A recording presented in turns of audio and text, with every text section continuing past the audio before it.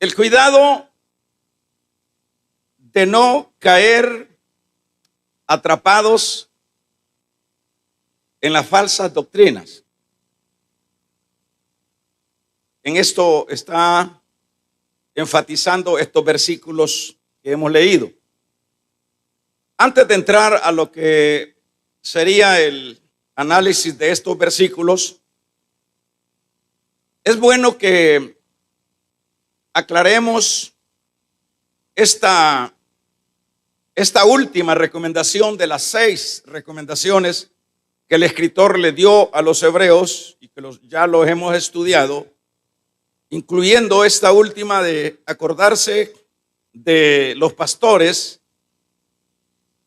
El escritor les ha dicho que ellos, como ese pueblo hebreo, tenían que ver la manera como los que les enseñaron el evangelio a los hebreos, deberían de ver de qué manera ellos, es decir, los que les llevaron el mensaje, siendo judíos, se mantuvieron en la fe.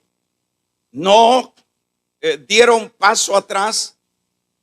Y en esa idea es que la recomendación es que había que imitar esa fe.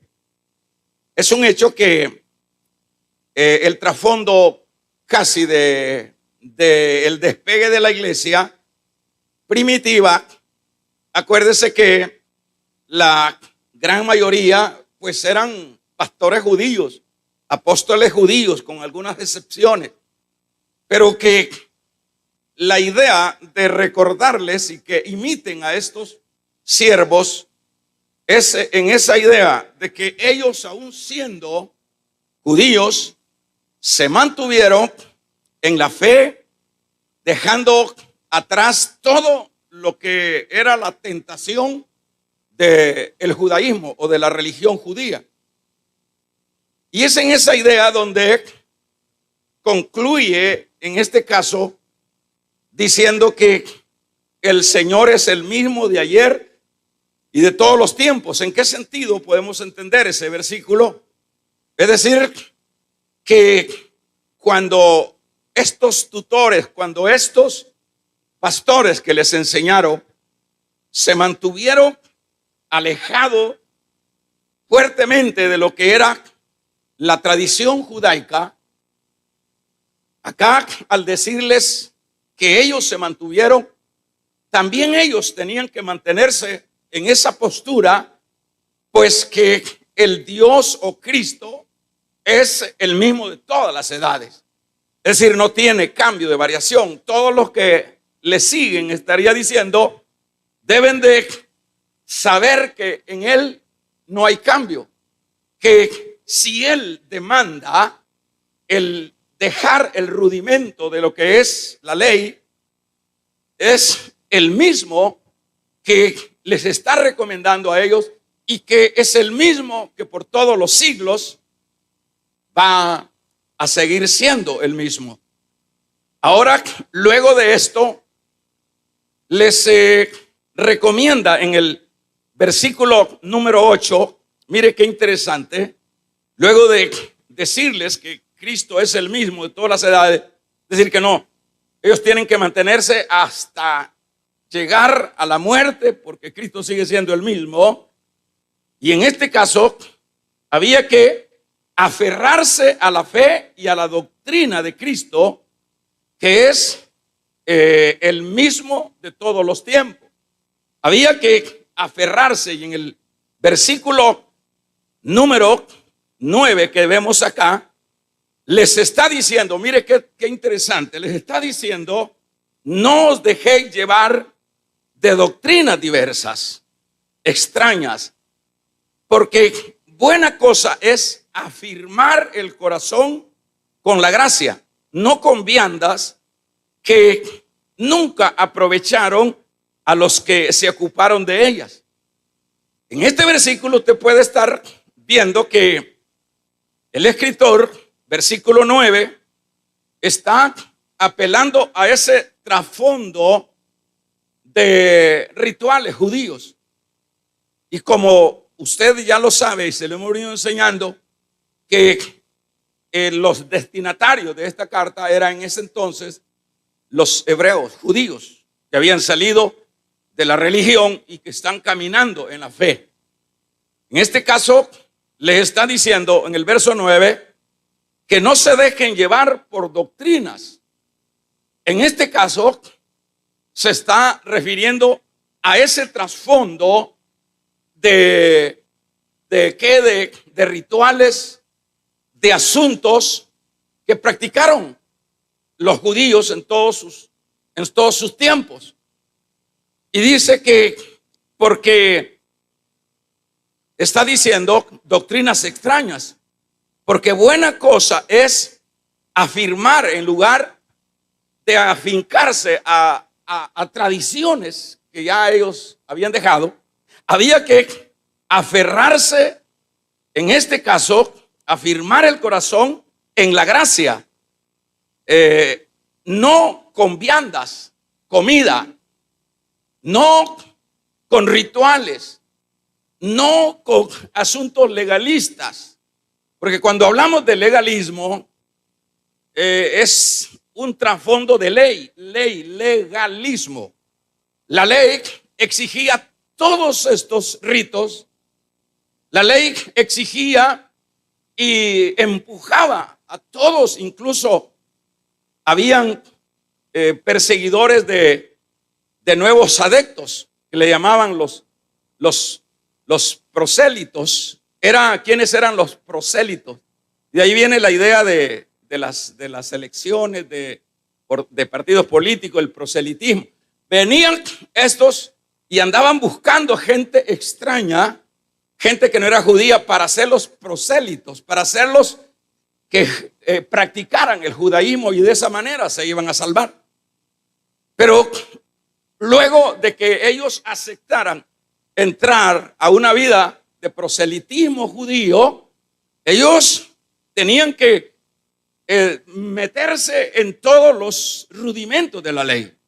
Había que hacer los asuntos de las comidas, había que dedicar días específicos, había que saber de qué manera era que debería de mantenerse el día sábado y días sucesivamente, todo esto y los rituales, todas estas cosas. Mire, hermano, esto a la verdad pues no es que esto fuera una cosa monótona, sin sentido. Todos estos rituales, voy a detenerme unos minutos en esto, porque eso daría la idea si no lo aclaramos. Porque cuando se están practicando ritos en el campo de la religión judaica, se está practicando lo que son días, se está practicando comidas. Todo eso era un ceremonial que pudiéramos decir, si no aclaramos esto, que bueno, eso no tenía sentido. Claro que tenía sentido, porque el mismo Pablo dice que la ley es santa. La ley y todo esto fue un promulgar de Dios para Israel. Por eso se llama la promulgación de la ley, allá en el Sinaí. Y en este caso tiene sentido porque todos estos rituales tenían una simbología, tenían un sentido, un propósito, tenían que dentro de ellos estaba enseñando algo que sucedería más adelante. ¿Y qué era lo que iba a suceder? En este caso, el verdadero sacrificio. Por ejemplo, cuando se habla del sábado, los judíos, bueno, y todavía la línea ortodoxa siguen guardando estas cosas, aun cuando ya está esto distante de 2000 años. Pero ellos eran tan cuidadosos que, de acuerdo a la ley, el asunto del sábado, ellos no podían caminar más largo de la casa de ellos a cierta distancia, llámele a un medio kilómetro, era lo que la ley le decía. De allí el que pasaba más de esa distancia, tenía problemas con la ley. Y que había que concentrarse el día sábado. Pero el día sábado, lo que en el trasfondo está enseñando la ley, que está hablando de un sábado que vendría. En ese caso lo identifica como un día, pero en sí ese día de sábado sabático lo que apuntaba era al verdadero reposo. ¿Y cuál era el verdadero reposo? Era Cristo. O sea que ese es el sábado.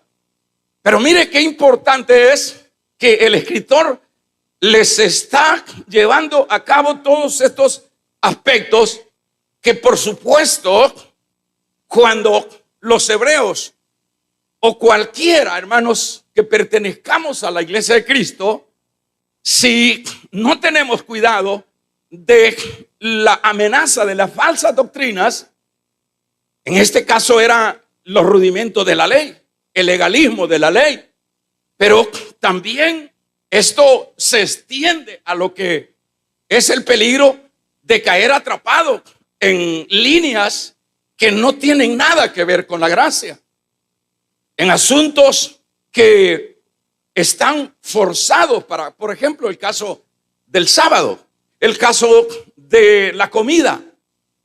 Por lo menos se recuerdan que cuando Jesús no se lavó las manos, luego lo criticaron. ¿Y por qué lo criticaron? Le dijeron, tus discípulos, mira, el maestro no se lavó las manos para comer. ¿Por qué le critica? La ley le critica porque ese era un ritual. Antes de comer había que hacer una ceremonia, hacer algo ceremonial, para que de esa manera ya la persona estaba limpia para poder tomar los alimentos. Imagínense todo este asunto, hermano, era una cosa, yo me imagino, tremenda, difícil, pero por supuesto que el objetivo de esto no era para salvar a nadie. Todo era símbolos, figuras, sombras que apuntaban a lo perfecto. Pero cuesta entender eso. A nosotros nos hace un poco más fácil, por supuesto, porque ya tenemos todo el pastel ya acá descifrado, tenemos la Biblia, esto que estamos enseñando. Esto, pues antes no se entendía, pero tuvo que haber un escritor a los hebreos para explicarles que ellos tenían que cuidar de las doctrinas plurales, de las doctrinas, dice el versículo número 9. Si gusta, lo lee ahí. Y os no dejéis llevar por doctrinas diversas y extrañas. Verso 9. Porque buena cosa es afirmar el corazón en la gracia, no con viandas que nunca aprovechan a los que las han practicado o las que han llevado a cabo estas prácticas. No les aprovechó a ellos en el sentido de recibir, hermanos, la salvación, porque no era ese el propósito de la ley. Y es acá, no les ha aprovechado de nada, dice. Y entonces tienen que tener cuidado ustedes de no caer en la trampa de las falsas enseñanzas, de las falsas doctrinas. Y como, por ejemplo, ¿por qué? Y recomienda que más bien hay que ocuparse, está diciendo, en buena manera, afirmar el corazón en la gracia, porque las viandas no funcionaron para nada en el sentido que estoy diciendo. Había que anclarse de la gracia de Cristo por la fe. Esto es un gran, es como una descifración poderosa que ellos tuvieron que haber entrado en mucho detalle de meditar este consejo que les está dando el escritor y por supuesto Dios. En este caso es importante porque vamos a ver por qué había que dejar lo que eran estos peligros doctrinales que les afectarían. ¿En qué sentido? Acuérdense que si ellos en toda la carta lo que han venido es como tendentes hacia ese punto, de nuevo a lo que es la ley, pero que al dejarse ir ellos por todas las ofertas de lo que es lo que ellos ya habían practicado y de donde habían salido, esto era un gran peligro. Es ahí donde se convertirían en apóstatas, porque habían apostatado de la fe. Y eso se aplica en todo el caso de la iglesia, en lo general. Entonces, la recomendación es, hay que cuidarse de las falsas doctrinas. ¿Por qué? Porque las falsas doctrinas, hermano, y en este caso, todos estos rituales apelaban a lo externo. Apelaban a esto y vivirás por eso. Apelaban, pero acuérdense que ya en la gracia en la fe apela al amor, ya no a la imposición. Por eso es que dentro de la vida espiritual, las imposiciones es un problema. El que se vaya imponiendo un régimen de oposición, porque eso sería como legalizar una vez más, como volver de una manera distinta a lo que es el legalismo. Y a la vez entrar a un punto que también la salvación sería por obras. Pero acá lo que recomienda el escritor es que se afiancen de lo que es las buenas cosas, que afirmen el corazón en la gracia y no en las viandas que no han aprovechado para nada. Entonces, lo que es la gracia es lo que lo cambia a uno. En eso consiste lo que es el consejo acá. La gracia es la que cambiará sin necesidad de imposición. Y eso lo sabemos muy bien todos los que hemos nacido de nuevo. Los que hemos nacido de nuevo no necesitamos que nos impongan, haga esto otro. ¿Por qué? Porque ya ese nuevo nacimiento, damos un amén, ese efecto de la metamorfosis, hermano, esa transformación lo hace a uno diferente. Y le pongo el ejemplo de Nicodemo, un gran maestro. ¿Y qué diríamos también de el rico Arimatea? Grandes. Se dice que Arimatea podía haber sido del Sanedrín, es decir, de los ancianos, de los calientes, de los sangre roja de la ley. Pero cuando entró lo que es la gracia y no la ley, usted ve de qué manera, en este caso Nicodemo, aun cuando no se identificó con su fe en Cristo, estando vivo, pero se fue a identificar en el momento más crítico, donde, fíjese cómo son las cosas, como los reos o los que crucificaban no habían terminado de morir antes que llegara el sábado, entonces llegaban y les quebraban las piernas para que se terminaran de morir. Y en este caso, y luego los iban a botar al valle de Hinón, que era un basurero que estaba fuera de la ciudad. Ahí llegaban las aves de rapiña y se comían. Todo eso pudo haber sucedido con el Señor. No obstante, llegan estos dos judíos y le pidieron, hermanos, ¿cómo se llama? Pilato, le dijeron que le diera sus. Ahí se identificaron. ¿Cómo se puede identificar? De hecho, en ese momento, Nicodemo perdió todos los privilegios que tenía en el Sanedrín. ¿Por qué? Porque identificarse con el que era el enemigo de la ley era muerte, hermanos. De inmediato, sin duda, él fue excomulgado. Pero ¿quién tiene esas agallas? ¿Quién tiene esa decisión? En lo personal es imposible. Tiene que haber, hermanos, un cambio de la gracia. Tiene que estar el Espíritu Santo dentro de nosotros.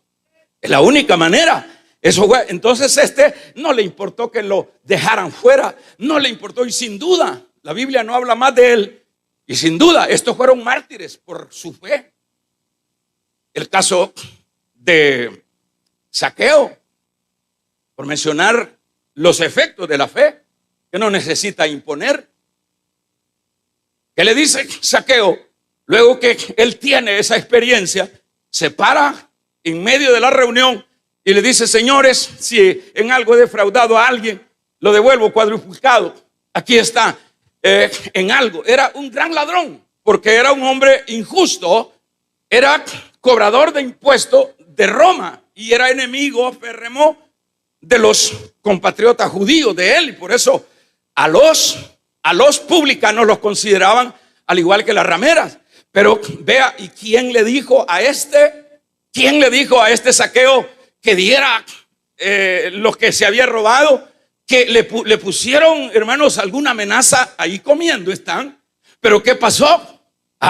Lo que sucedió es que tuvo su experiencia interna, y no la experiencia interna que produce la fe, y no la experiencia externa que produce las obras de la ley. Eso fue lo que hizo la diferencia. ¿Y sabe cómo lo confirmó el Señor? Aquí dice: ha llegado la salvación a esta casa. Había llegado la salvación. ¿Y cómo? Ese hombre se había convertido también en un seguidor, dejó lo que era esa vida incorrecta. ¿Y cómo puede dejar uno la vida incorrecta? A través de imposiciones, no. Si a la hermana se le impone algo, lo va a hacer aquí. Pero si ella tiene un cambio o tiene una experiencia espiritual, por poner ejemplo, nadie, a mí no sé, yo no necesito que me ande cuidando a alguien. Yo no necesito yo lo que voy a leer es la Biblia, y de acuerdo a lo que la Biblia me diga, yo voy a ser guiado por el Espíritu, y voy a someterme por el Espíritu a las demandas del Espíritu. Aquí no se trata, hermanos, de que a uno lo va a cambiar el hombre. El que lo cambia a uno se llama Jesucristo. Aleluya. Él es el que cambia a la persona. Entonces, cuando Él interviene, ahí es el gran cambio. Y eso es lo que se le recomienda. En este caso, no dejéis llevar por doctrinas diversas, trasfondo, los aspectos y las rutinas de la ley. Más bien está recomendando afirmar el corazón con la gracia, no con viandas que nunca aprovecharon a los que las practicaron. Nunca. Fíjense que le voy a contar más. El caso de este peligro de la falsa, de legalizar una vez más, en el caso, en el ambiente judío, hacia la iglesia, este asunto fue un dolor de cabeza del apóstol Pablo. ¿Quiénes eran? Cuando usted dice que lee que a los corintios, a los gálatas y a todas estas iglesias que iba abriendo Pablo, y que Pablo habla muy claro de los perros, de los falsos pastores, de los falsos apóstoles, y habla de fuerte como de perros, como fue un hombre, hermanos, fiero para defender la gracia. ¿Y a quién se refería?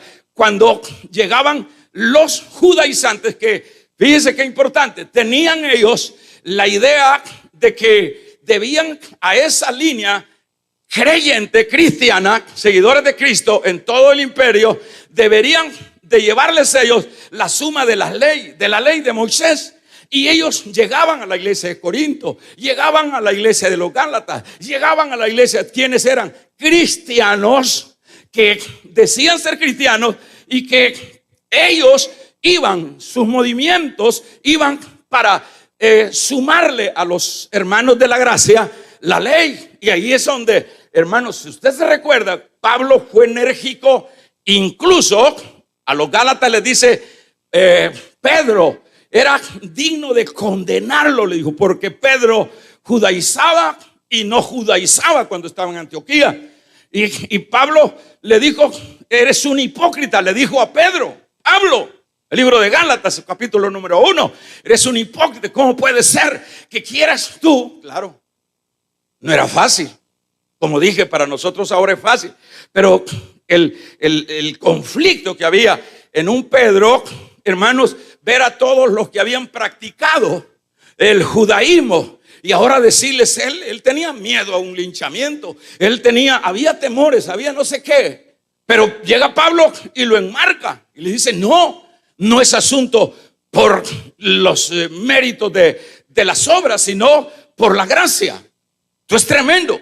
Y en este caso, el mismo Pedro tuvo su experiencia allá en el lago de Jope, cuando dice que Pedro estaba orando, y ahí le da dos enseñanzas el Señor en el capítulo 10 de Hechos. Dice la Biblia que Pedro estaba y luego allí orando en el tejado, y luego vino un lienzo de animales. Ahí venían garrobos, ahí venían chanchos, ahí venían culebras, ahí venían un montón de cosas. Y le dice la voz a Pedro, mata y come, en el justo momento que tiene hambre Pedro. ¿Y cuál es la respuesta de Pedro? Le dice, Señor, yo nunca he comido cosa inmunda. Porque para que un judío comiera estas cosas, hermanos, prácticamente era una apostasía ya en el término para ellos. Ellos se guardaban de todo esto. Pero mire que es la bendita voz del Señor. Le dice, no llames inmundo a lo que Dios limpió. Ahí le está dando la vía, no andes preguntando. Pablo dice en el capítulo 14, verso 17, hermanos, que el evangelio no es comida ni bebida. Vamos a regalarle ofrenda de palmas al Dios de la gloria. Sino justicia, paz y amor. Eso es el evangelio. Ese es el evangelio.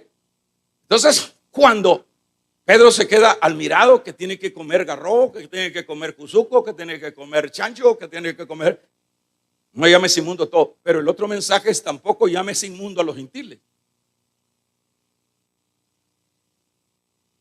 ¿Cuántas líneas, aún después de 2000 años, andan preguntando si el pollo que se van a comer ahí en el comedor, si lo degollaron, si lo fusilaron? Unas locuras de doctrinas erradas.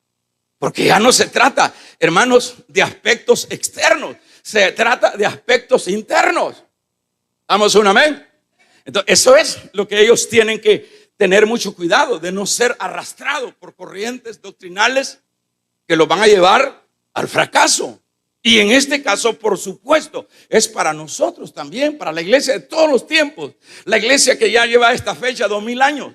Nosotros tenemos que cuidarnos de las falsas doctrinas. ¿Cuántas nuevas doctrinas han aparecido? ¿Cuántas líneas doctrinales? La doctrina por ejemplo, esa doctrina es perversa, la doctrina de la prosperidad. Disculpe, hermano, si eso no le cae bien, pero eso es una cosa perversa, porque no va en la línea del evangelio. El Señor fue claro que Él dijo que Él no había traído paz, sino guerra. Damos un gloria a Dios, hermano. Es decir, no, hay doctrinas peligrosísimas, y como son atractivas y a uno muchas veces le convienen esas doctrinas, uno dice, no, si aquí es donde está la prosperidad y aquí es donde yo voy a salir adelante. Mire, como vamos a salir adelante, no es que tengamos dinero suficiente, no es que vivamos en la mejor zona, no es que, hermanos, seamos compadres del pastor. Como vamos a salir adelante es cuando nos metamos en Cristo. Ahí vamos a lograr la victoria. Ahí vamos a ir de poder en poder y de gloria en gloria. Porque la mejor riqueza es la gracia. Eso es lo que dice el proverbio. No me des mucho para que no me des mucho para que no me olvide. Ni me des muy poco para no ofenderte. O sea, son los principios que vamos a encontrar en la palabra. Yo no he encontrado, si usted tiene tiempo, revise la Biblia, cuáles eran las posesiones de Pedro, cuáles eran las posesiones de los apóstoles. Se dice que, bueno, Pablo tenía como no sé cuántas 30 haciendas, ¿verdad? Y ¿qué diríamos todos los otros siervos y la iglesia? No, la iglesia no es que en sí entendamos que para accesar al cielo tenemos que ser pobres y que tenemos que andar arrastrados. No, el problema es que el combo del evangelio lleva implícito la persecución. El combo del evangelio lleva explícito un camino estrecho. Es decir, no es el camino ancho que lleva a la vida de perdición. El camino del evangelio, hermanos, él es de cruz y no es, hermanos, no es de fama, no es de lujos, no es, si usted se puede dar los lujos a título personal, déselo, pero no me agarre del evangelio para, hermanos, echárselo encima. Vamos a regalarle ofrenda de palmas al Dios de la gloria. Es en Cristo donde vamos a ser bendecidos en ese trasfondo de la gracia. Ahí es donde estriba el escritor para enseñarles que deben de cuidarse de las falsas doctrinas. Imagínense, a estas alturas la gente anda preguntando si qué come, qué no come. Hay lugares que le dicen párese así, siéntese así. Eso es un asunto de querer meterle obras a la ley. Aquí es cada quien el que ha tenido un encuentro con Cristo. No necesita, hermano. Es que hay una transformación dentro. Es que ya eso es lo que dice Pablo a los Corintios. De modo que si alguno está en Cristo, las cosas viejas pasaron. ¿Qué son las cosas viejas? Hermanos, la vanagloria, hermanos, el orgullo, las ambiciones de esta vida. Yo no digo que no tenga ambiciones, pero dentro de lo que es saludable, ambiciones espirituales, ambiciones de tener usted lo que necesita para sobrevivir mientras viene Cristo, nos lleva Cristo antes de venir. Damos un amén. Entonces, eso es lo que nosotros necesitamos. Necesitamos estar conscientes de que cuando ya ha habido un cambio, de modo que si alguno está en Cristo es nueva criatura.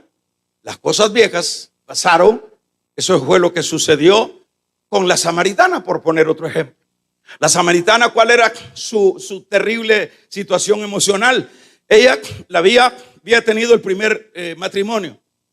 No podemos señalar a la samaritana como una prostituta, es una mala aplicación. Era una mujer sufrida, era una mujer que quería rehacer su vida. Era una mujer angustiada, afincada, ¿a qué? A los rudimentos de la ley. A tal grado que ella iba al pozo de su pariente lejano, que era Jacob, y eso a ella le daba de alguna manera como alguna aliciente en su vida interna, de saber que ese pozo lo había hecho Jacob, pero ese pozo simbolizaba ley.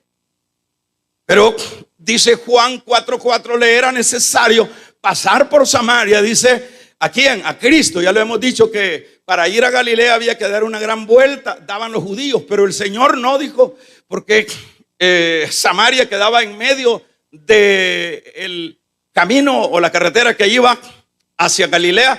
El Señor se fue por en medio, por los samaritanos. Y cuando dice llega, mire lo que hace la gracia, es totalmente lejos de lo que es los rudimentos de las falsas doctrinas y de la ley, en este caso para los judíos. Mire lo que hace, llega el Señor. ¿Qué quería? Dios quería liberar a esa mujer angustiada. Y eso es lo que ahí empieza él y le dice, dame de beber. Y ahí empieza la discusión. Como tú, siendo judío, no se llevaban entre sí, por supuesto. Había una frontera que ni uno ni el otro quería pasar por esos territorios. Y le dice, si tú supieras quién es el que te dice dame de beber, tú le pedirías y él te daría agua que salta para vida eterna. No de esta agua, de tu religión. ¿Cuántos alaban el nombre del Señor? No de esta agua que luego vuelve a tener. Es que la religión sigue, hermano, uno no termina de llenarse. La religión es algo que no da alcance, no satisface. Usted hace el rito y usted en ese momento sintió algo, hermanos, emocional, pero luego cae en el mismo campo de frustración. Eso es como aquellas líneas de iglesia, de esa que tiene, también no es que esté hablando de la gente, pero Pero es importante mencionar estos aspectos para que podamos hacer nosotros una diferencia.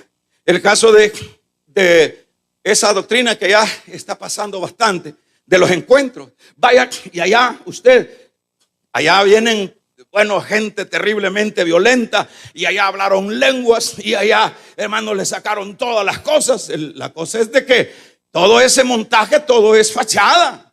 ¿Por qué? Porque son inventos y doctrinas de los hombres. Porque no es así. Vaya, ustedes de todos sus pecados y los vamos a poner aquí en un sacrificio, y hacen esos rituales, esas líneas. Y yo no sé si usted ya conoce de eso, hermanos. Y si han dado por ahí, ya le vamos a sacar los chamucos, vamos a regalarle ofrenda de palmas al Dios de la gloria. Oiga, porque este asunto, y preguntémonos. Yo conozco una organización de esas. Hace un gran montaje que vienen todos los cipotes pandilleros que hoy sí cambiaron. ¿Cuál? Este volado no cambia uno con emociones. Este volado no cambia uno dándole canastas a la iglesia. Es cierto, hay que hacer eso para identificarse, para convivir. Pero la salvación no se puede, hermanos, comprar. Es una experiencia muy personal. Damos un gloria a Dios. Es una experiencia muy personal. A los Gálatas, hermanos, les torcieron, porque Pablo le dice: Gálatas insensatos, ¿quién os enseñó a vosotros a buscar otro evangelio? No hay otro evangelio. ¿Y cuál es el evangelio que les habían llevado los judaizantes? El evangelio de las obras. Está bien, usted siga creyendo en la fe de Cristo, pero tiene que circuncidarse, pero tiene que guardar la ley, pero no tiene que comer de este animal, porque no tiene que hacer eso. Esos son, hermanos, yugos que no pudieron los judíos llevarlo adelante. Por eso es que poníamos el ejemplo de la gracia con la ley en el caso de la mujer que se halló en el acto mismo del adulterio. La ley viene ya con las piedras, pero luego le preguntan a la gracia: ¿la apedreamos? Así está escrito, Jesús. Bueno, está bien, le dice. Mire qué fácil. El que esté sin pecado tire la primera piedra. Y empezaron hasta los viejitos, los niños, las mujeres que venían con todas las piedras para matar la ley. Y le dice Cristo: ¿dónde están los que te condenaban? ¿No te condenaron? No me condenaron. Bueno, ni yo te condeno, esa es la gracia.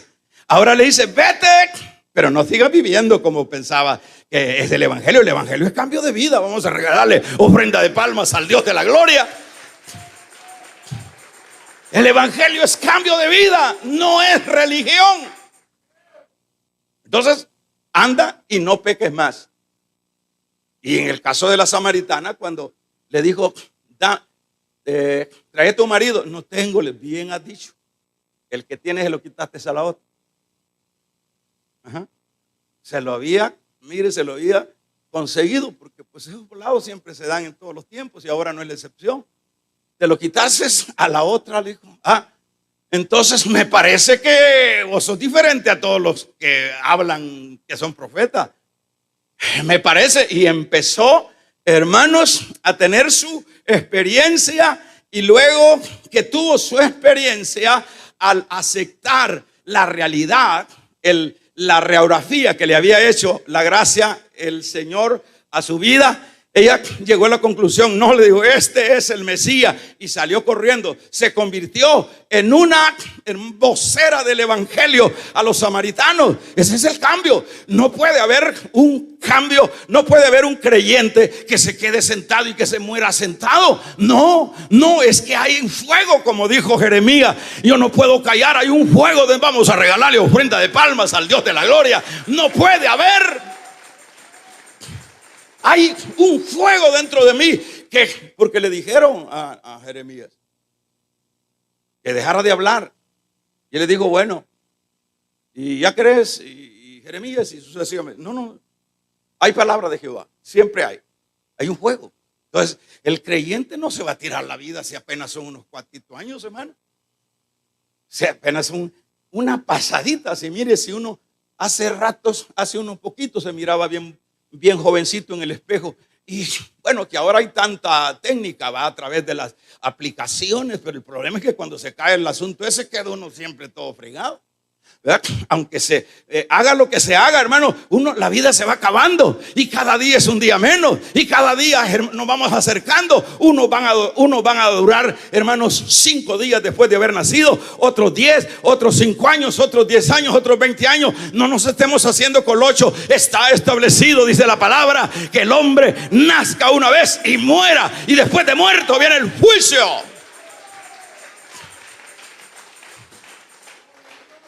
Ahí viene lo que es el cambio. No, dice, yo ya no voy a estar ahí, porque como para eso se presta todo, ¿verdad? Se presta todas las cosas, como para cuestionar, como para reclamar, pero eso está fuera del evangelio. Entonces, la transformación del evangelio se nota. Lo cambia uno. Y uno no necesita. Yo puedo estar en China y yo no necesito que me anden cuidando.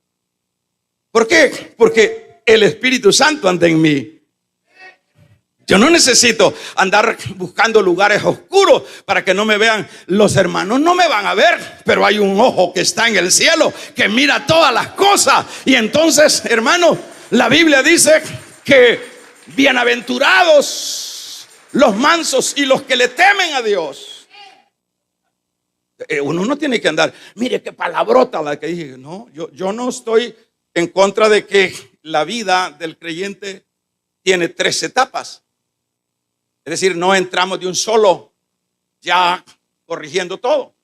Por eso hemos hablado de las 3 santificaciones. De la santificación posesional, que es cuando uno viene a Cristo, apartado. La santificación progresiva, que es durante la vida uno va progresando. Nunca es el mismo. Y la santificación perfecta, que es cuando nos glorifica. Para poner un equilibrio, pues no vamos a decir, entonces es que ya. No, si uno a veces se tira toda la vida, hermanos, afinando. Señor, ayúdame. Y mira, esta es mi vanidad. Y mira, Señor, esta es mi palabra. Y mira, Señor, esta es mi mentira. Y mira, Señor, estos ojos, si es en el caso de los hermanitos, estos ojos se me salen viendo las mujeres, Señor. Y yo tengo que tener ojos solo para las mías, Señor. Y yo tengo que tener ojos solo para mi novio, Señor. Vamos a regalarle ofrenda de palmas al Dios de la gloria. Es una batalla. Es una batalla. Y ahí viene el Señor y nos ayuda, hermanos, y nos auxilia y nos saca adelante. Porque si Él está con nosotros, ¿quién contra nosotros? Iremos de poder en poder y de gloria en gloria. Porque Él es poderoso. Él honra a los que le honran. Aleluya. Entonces, en este caso, había que cuidarse de las falsas enseñanzas. En el caso de ellos, el trasfondo de ellos, el judaísmo. Cuidado, vuelven porque se volverían apóstatas. En el caso de nosotros, de cualquier enseñanza. Por eso es que una iglesia no puede dejar de enseñar doctrina. ¿Qué significa doctrina? La doctrina es la columna vertebral, como sería el caso del cuerpo. El cuerpo, si no tiene la columna, se deconza. No se puede mantener vertical. Entonces la iglesia, ¿qué es lo que vemos ahora? Ahora generalmente de estos mensajes no va a escuchar mucho usted. Lo que va a escuchar es asuntos de prosperidad, asuntos de superación y que Dios le va a dar lo que usted quiere. Está bien, pero no, eso no tiene consistencia. Pero cuando usted se le está enseñando que debe de cuidarse de las falsas doctrinas, de las falsas enseñanzas, bueno, y ese es trabajo de nosotros. ¿Cuáles son las falsas enseñanzas? ¿Cuáles son las falsas doctrinas? Hay un sinnúmero de líneas doctrinales que están lejos de lo que es, hermanos, el Evangelio de Cristo. Pero es un asunto que yo tengo que investigarlo por el Espíritu. Revélame, Señor. Y vamos a irnos a la Biblia y vamos a oír los mensajes y vamos a escudriñar y vamos a decir, enséñeme qué quiere decir doctrina. Ahí se oye decir, venga a esta iglesia que tiene sana doctrina. Pero saber a qué le llaman sana doctrina, como que es un gancho para llamar a la gente, ay, hay sana doctrina. La cosa es que te enseñen sana doctrina, eso es otra cosa. Eso nos va a consolidar, eso nos va a dar fuerza, eso nos va a dar criterio. Eso nos va, hermanos, cuando venga la oferta y que nos digan, no, hombre, si Dios no es una trinidad, son 4 personas. Usted ya va a decir, no, a mí me enseñaron que es una trinidad divina. Damos un gloria a Dios. Y que por ahí vienen diciendo, mire, si Cristo no es como dicen aquella secta, Cristo no es deidad, Cristo es un ángel con poder. Pero usted, como ya le enseñaron doctrina y le han enseñado la deidad de Cristo, que lo que significa es que Cristo es Dios. Y que por allá le dicen que el Espíritu Santo es una fuerza, pero usted dice, a mí me han enseñado que el Espíritu Santo es Dios. Porque le dijo Pedro a Ananías, ¿por qué te dejaste engañar del diablo? No has fallado a los hombres, sino a Dios, al Espíritu Santo. El Espíritu Santo es Dios. Pero con todas esas bases, hermanos, no importa de qué manera me lo pinten a mí, hermanos, la vida en Dios. Pero si yo tengo doctrina, voy a pelear, voy a ser fuerte, voy a ir de poder en poder, voy a siempre a tener la consistencia necesaria.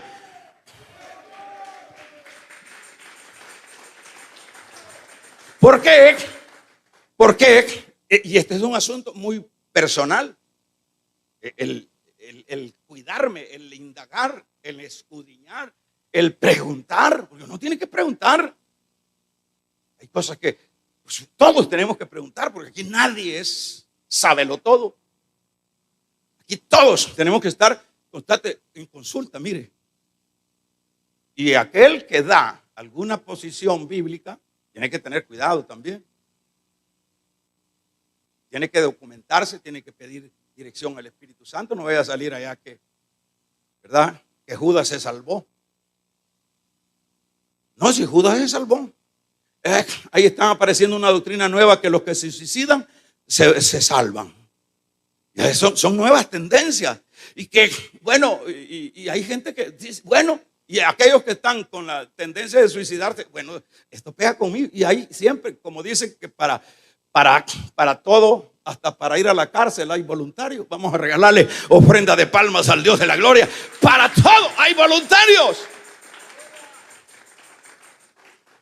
Entonces ahí dice, bueno, yo que tenía este deseo, dice, pues es cierto, ahí están, y se lo ponen en la Biblia y agarran los versículos y los tuercen. Entonces yo finalizo, me quedé a media, solo introducción, hermano. Pero si tiene tiempo, véngase el martes. Y finalizo con esto. Cuando nosotros no tenemos, como hebreos o como iglesia, no tenemos cuidado, este es un asunto propio. Este no es un asunto que se lo delego todo al pastor y que ahí ve el pastor. No. Uno como pastor da cientos de consejos en el espíritu y adecuado, pero la gente hace lo contrario. Hay predicaciones claras y todo, pero la gente hace, como siempre todos queremos oír, todos anhelamos oír lo que queremos. Cuando se nos dice no, entonces no, yo no quiero ese consejo. Yo quiero un consejo que se acople a mis pretensiones. Entonces este asunto del evangelio, en el sentido de cuido, es un asunto que yo tengo que cuidarme. Yo tengo que tener las bases para reputar cualquier herejía, cualquier torcimiento. El pastor va a hacer su parte. Y si ustedes, como esos estudiantes que son preguntones, esa gente aprende. Y usted pregunta, y usted, sí, está bien. Ese es un cuido mío. Y esta doctrina y esta tendencia es que no debemos irnos por las emociones. Es que el evangelio no son emociones. El evangelio son convicciones. Entonces viene uno y dice, bueno, ¿cuál es la sana doctrina que dicen que me están dando? Bueno, están predicando de Sansón. predicaciones, están predicando de asuntos pues generales. Pero la vida y la consistencia del creyente es la doctrina. Pero es ahí donde tenemos que cada quien ir sacando nuestras propias evaluaciones y nuestro propio interés. Porque, finalizo con esto, porque el problema, hermanos, ¿sabe cuál es el trasfondo de este versículo 9? No se vayan otra vez a encantar por lo que ya dejaron, porque caerían en la posición de apostasía. Cuídense. Y esto es para nosotros también. Usted va a hallar ahora evangelio de todo color, papá. Y yo no estoy diciendo que esta iglesia es la perfecta, no. Usted va a hallar evangelio de todo color y de todo sabor. A donde todo eso se ha prestado. ¿Verdad? Entonces, ¿qué es lo que tengo que hacer? Yo tengo que luchar por formarme espiritualmente a través de la enseñanza de la Escritura. Ese es un trabajo mío, porque, como se dice, Dios no tendrá por inocente el culpable. Hay cosas que el Señor nos la da, pero nosotros tenemos, es lo que dice Juan, el Evangelio de Juan, escudriñad las Escrituras, porque en ellas os parece que hallaréis la vida eterna. Escudriñar. Y no debemos dejarse ir porque el pastor le diga esto. Yo le estoy diciendo esto. Usted no tiene que hacer lo que usted tiene que ir a ver su Biblia. Eso es lo que hicieron los de Berea cuando llega, nada menos Pablo. Llega Pablo y les predica a Cristo. Le dijeron, espéranos, Pablo. Esa es la filosofía de los de Berea. Esperan. Y se fueron, mire, a volarle Biblia entre ellos, a hacer conclusiones y todo eso. Allá, en la otra intervención que tuvo Pablo, ahí en Berea, ya vinieron a tener razón. Cristo, sacar a un judío del judaísmo, solo con la Biblia. Entonces le dijeron, tenés razón, Pablo, lo que estás predicando al Mesías. Usted no se deje ir por nada. Usted ve una conducta que no es la apropiada del que está al frente, no sé, por favor. Usted, si es susceptible a algo de un mal testimonio, escápese de ahí. Y no tiene capacidad de orar y de pedir por ese que está. Por lo menos yo tengo esa sensibilidad. Yo soy ruin para andar con gente negativa. Si era en el campo de los negocios, yo no me revolvía con eso. Mire, tan malo que hoy esta temporada va a ser difícil. No. Siempre me acompañé de esos que dicen, no, vamos a salir adelante. Este año va a ser el mejor año. En ese sentido. Porque yo luego me afecta. Si usted dice, mire, fíjese que tengo un gran dolor en los riñones, de viera, hermano, no aguanto. Luego me agarra a mí eso. Y si es en el caso de esto que yo estoy viendo, gente negativa, por eso siempre ponga los ojos usted en esa gente que parece fanática, pero que, hermanos, pero que es perseverante y es creyente. Esos son los mejores compañeros en la vida espiritual. Pero si usted pone los ojos en aquellos que cada 8 meses aparecen como el Jali, se lo va a llevar de encuentro ese testimonio. Aquí necesitamos andar de vivo, pues estar vivo, que es lo que yo necesito. Así como andaba Eliseo y salía por acá, Elías, hey, quédate, no, ¿cómo me voy a quedar? Voy a ir allá abajo a Jericó, no, voy a ir al otro lado Jordán. Vive Jehová, vive tu alma, que no te dejaré. Vamos a regalarle ofrenda de palma al Dios de la gloria, no te dejaré. Y viene, y Elías se le quería zafar y era una garrapata el tipo detrás de él. ¿Y qué crees? Y por último, mire, ese es lo bueno. Eso es lo bueno, pegársele a alguien que me va a bendecir y que no me va a torcer los ventiladores, ¿verdad? Entonces llega este y le dice, me voy a ir al otro lado de Jordán. pero quítate, hombre, pero anda a ver qué haces, anda a limpiar las chancletas. Ya día no me las limpiaba porque era el ayudante. Adán, no, le dijo, no. ¿Y qué querés pues? Que me des doble porción. Bueno, le dijo, te la voy a dar, pero si me ves el día que yo me vaya. ¿Para qué más? Le dijo, no, es una garrapata que no se le quitó. Y por último se fue, hermanos, Elías se pasó el Jordán y luego pasa un torbellino que era un carro de fuego y no sé cómo se despabiló, aunque sea la chaqueta se la agarró. Hermanos, Eliseo, andar de vivo, vamos a regalarle ofrenda de palmas al Dios de la gloria. Esto es andar de vivo. La vida espiritual es para vivos.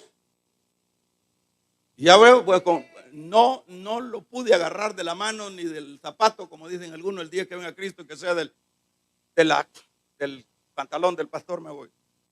No pudo agarrar el pantalón, pero agarró la camisa de Elías. Y luego se paró en el Jordán. ¿Dónde está el Dios de Elías? Si el Dios de Elías está conmigo, también yo voy a partir este Jordán. ¡Fua! Con el trapo que le había arrancado, se abrió el Jordán. Pero eso no se logra acostado en el Netflix. Vamos a regalarle ofrenda de palmas al Dios de la gloria.